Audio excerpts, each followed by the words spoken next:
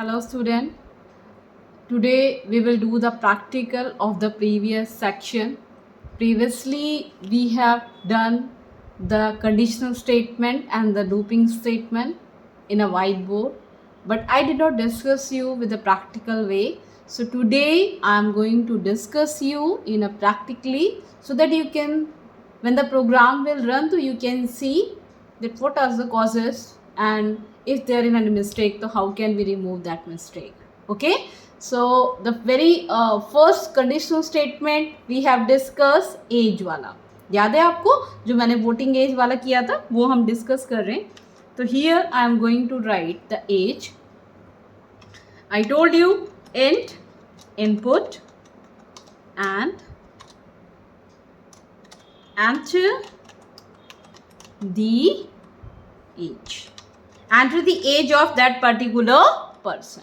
ठीक है, ये आइडियली है बच्चे, ये आइडियली भी बना रही हूँ मैं. पाइथन इंस्टॉल करना, अगर आपको पाइथन इंस्टॉल करना नहीं आता है और अगर आपके सिस्टम में कोई दिक्कत हो रही है कि आपका सिस्टम पुराना वर्जन पुराना है, कॉन्फ़िगरेशन पुराना है और इंस्टॉलेशन में कोई दिक्कत आ रही है, तो आप मुझे कमेंट बॉक्स में बता दीजिएगा so that I can send you a link, तो easily you can download from there. Okay, ये आइडियली है, ये ऑलरेडी मेरे सिस्टम में डाउनलोड है तो मैं आपको करके दिखा रही हूँ.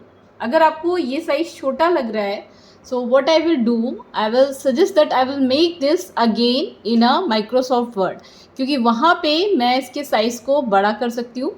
तो वहाँ पे मैं आपको इसको दोबारा सेम लिख के दिखा दूँगी. ये प्रोग्राम रन करने के बाद again I will copy and same content I will show you. वैसे ये कंटेंट ऑलरेडी मैंने ब्लैक बोर्ड पर लिखा है, same I am going to copy. Okay, so now put the if over here and edge here. And I told you that age is greater than or equals to 18. The दो corresponding things I told you कि age एक तो 18 के बराबर होनी चाहिए और 18 से बड़ी होनी चाहिए, क्योंकि 18, if the person is 18 years old, he is eligible for the vote, as you know my dear. Now put the enter, now print, and here I will give eligible for vote as we have written earlier, eligible for. अगर बंदा 18 साल का है या 18 साल से बड़ा है तो वोट देने के लिए क्या है, एलिजिबल है. अभी कई बार क्या होता है कि प्रिंट के बाद आपका जब कर्सर नीचे आता है तो कई बच्चे क्या करते हैं कि जब कर्सर आता है तो प्रिंट के ठीक नीचे आता है तो वहीं से लिखना शुरू कर देते हैं. कभी कभी ये एरर कर देता है, तो कभी कभी समटाइम से चल भी जाता है. ठीक है, तो सेफ साइड के लिए हम उसको एकदम कॉर्नर पे ही लेके चलते हैं. ठीक है, कॉलन के ठीक नीचे वाला जो आपका कंटेंट होता है बेटा, वो अवेलेबल होता है कि आपको एज इट इज़ लिखना है. ठीक है, कॉलन कहाँ लगा है, जो हमने 18 के बाद ब्रैकेट बंद करते हुए 2 पॉइंट लगाए ना, उसको कॉलन बोलते हैं बेटे लैंग्वेज, प्रोग्रामिंग लैंग्वेज में. तो वो आपका एलिजिबल है, बाकी के लिए नहीं है. बाकी के लिए कोई दिक्कत नहीं है, आप साइड से लिख सकते हैं. उसके ठीक नीचे वाला कंटेंट एलिजिबल है. इसके बाद मैंने ठीक प्रिंट, जैसे एल्स के ठीक नीचे प्रिंट ऐसे आया तो ये मुझे वैसे ही लिखना पड़ेगा. अगर मैं प्रिंट कमांड के नीचे कुछ और लिख रही हूँ तो वो मैं एकदम लेफ्ट साइड ले जाके लिख सकती हूँ, उसमें कोई दिक्कत नहीं है. So I will suggest to write not eligible for vote my dear.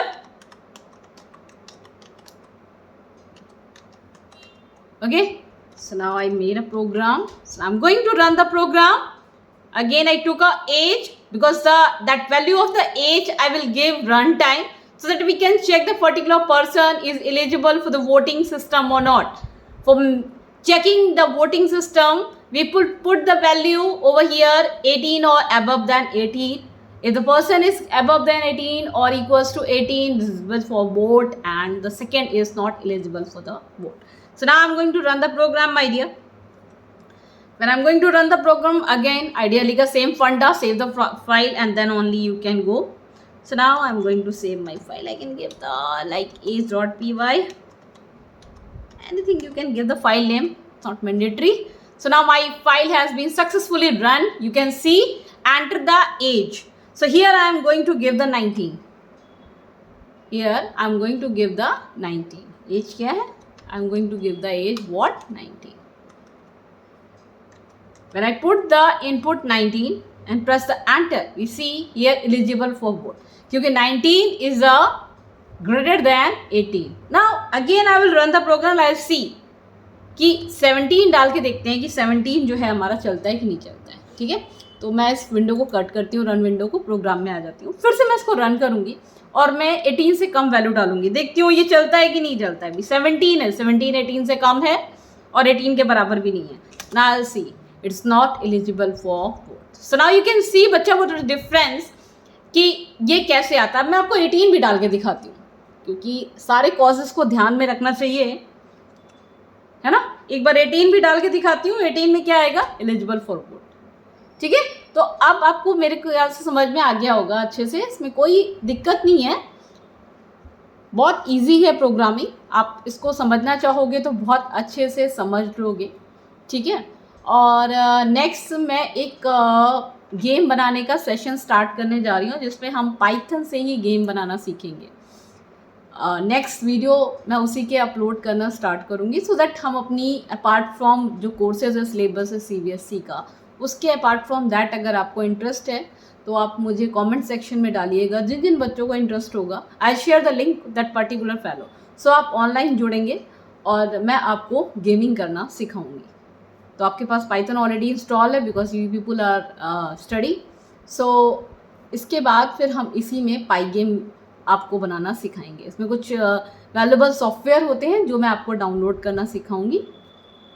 सो अगर आपको सीखना हो तो आप कमेंट सेक्शन में अलग से लिख दीजिएगा, so that I can share my link to that fellow. क्योंकि सबको, अगर किसी को इंटरेस्ट नहीं है तो फ़ायदा नहीं है किसी का टाइम वेस्ट करने से। अगर आपको इंटरेस्ट है तो आप सेपरेटली मेरे को कमेंट बॉक्स में डाल दीजिएगा।